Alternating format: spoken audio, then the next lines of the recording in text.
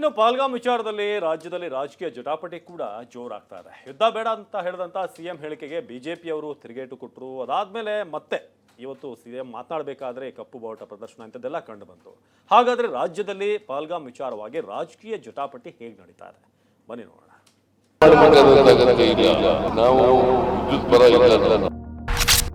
ದೇಶ ಮುಖ್ಯ ಅಲ್ಲ, ವೋಟ್ ಮುಖ್ಯ.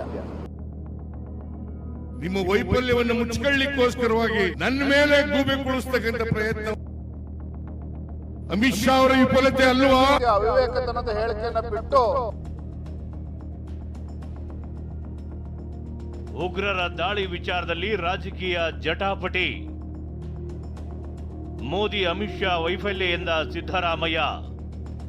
ಪಹಲ್ಗಾಮ್ನಲ್ಲಿ ಉಗ್ರರ ದಾಳಿ ವಿಚಾರದಲ್ಲಿ ರಾಜಕೀಯ ಸಮರ ಏರ್ಪಟ್ಟಿದೆ. ಯುದ್ಧ ಬೇಡ ಅಂತ ಹೇಳಿದ್ದ ಸಿಎಂ ಸಿದ್ದರಾಮಯ್ಯ ಹೇಳಿಕೆ ಪಾಕಿಸ್ತಾನದ ಮಾಧ್ಯಮಗಳಲ್ಲೂ ಸದ್ದು ಮಾಡಿತು. ಇದೇ ವಿಚಾರ ಇಟ್ಕೊಂಡು ಬಿಜೆಪಿ ಮುಗಿಬಿದ್ದಿದೆ.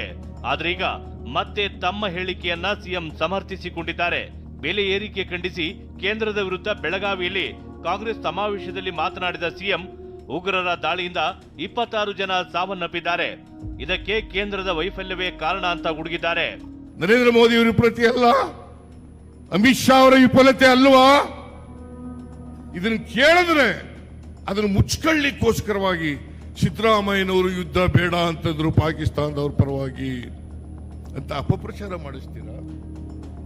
ಪಾಕಿಸ್ತಾನದವ್ರ ವಿರುದ್ಧ ಯುದ್ಧ ಮಾಡಬೇಡಿ ಅಂತ ನಾನು ಹೇಳಿದೆ. ನನ್ನನ್ನು ಪ್ರೆಸ್ನವ್ರು ಕೇಳಿದ್ರು, ಮೈಸೂರಿನಲ್ಲಿ ಯುದ್ಧದ ಅಗತ್ಯತೆ ಇತ್ತಾ? ನಾನು ಹೇಳಿದೆ ಈಗ ಅಗತ್ಯ ಇಲ್ಲ ಅಂತ ಹೇಳಿದೆ. ಅನಿವಾರ್ಯ ಆದರೆ ಯುದ್ಧವನ್ನ ಮಾಡೇಬೇಕಾಗ್ತದೆ.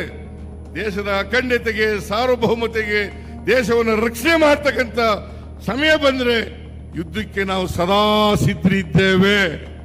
ಭಯೋತ್ಪಾದಕರನ್ನ ಬೇರ್ ಸಹಿತ ಕಿತ್ತಾಕದ್ರ ಬಿಡ್ಲು ಅವರನ್ನು ಬೆಳಿಲಿಕ್ಕೆ ಬಿಟ್ಟು ನೀವು ಸೆಕ್ಯೂರಿಟಿಯನ್ನ, ಭದ್ರತೆಯನ್ನ ಎಲ್ರಿಗೂ ಕೊಡೋದು ಬಿಟ್ಟು ಇವತ್ತು ಅದನ್ನು ಮುಚ್ಚಿಕೊಳ್ಳಿಕ್ಕೋಸ್ಕರ, ನಿಮ್ಮ ವೈಫಲ್ಯವನ್ನು ಮುಚ್ಚಿಕೊಳ್ಳಿಕ್ಕೋಸ್ಕರವಾಗಿ ನನ್ನ ಮೇಲೆ ಗೂಬೆ ಕುಳಿಸ್ತಕ್ಕಂಥ ಪ್ರಯತ್ನವನ್ನ ಬಿಜೆಪಿಯವರು ಮಾಡ್ತಾ ಇದ್ದಾರೆ. ಇನ್ನು ಸಿಎಂ ಹೇಳಿಕೆಗೆ ಆರ್ ಅಶೋಕ್ ಮತ್ತು ಛಲವಾದಿ ನಾರಾಯಣ ಸ್ವಾಮಿ ಮಾರ್ಮಿಕವಾಗಿ ತಿರುಗೇಟು ನೀಡಿದ್ದಾರೆ. ಸಿದ್ದರಾಮಯ್ಯನವ್ರನ್ನ ಪಾಕಿಸ್ತಾನಕ್ಕೆ ಅಂಬಾಸಿಡರ್ ಆಗಿ ಕಳಿಸ್ಕೊಡ್ಬೋದು.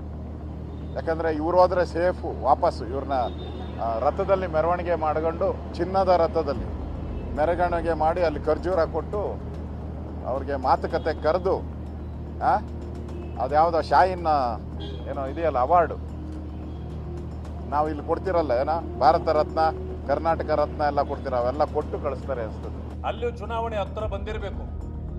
ನೀವೀಗ ಪಾಪ್ಯುಲರ್ ಇದ್ದೀರಿ, ನೀವು ಅದೇ ಅಲ್ಲಿ ಪ್ರೈಮ್ ಮಿನಿಸ್ಟರ್ ಆಗಬೇಕು ಅಂತ. ಯಾಕಂದ್ರೆ ಇಲ್ಲಂತೂ ಏನು ಆಗಕ್ಕಾಗಲ್ಲ. ನೀವು ಪಾಕಿಸ್ತಾನಕ್ಕೆ ಹೋದ್ರೆ ಬಹಳ ಸುಲಭ ಅಂತೇಳಿ ಅದಕ್ಕೆ ಬಹುಶಃ ಅವರನ್ನು ಓಲೈಕೆ ಮಾಡ್ಲಿಕ್ಕೆ ಶುರುವಾಗಿದೆ. Bureau report, TV9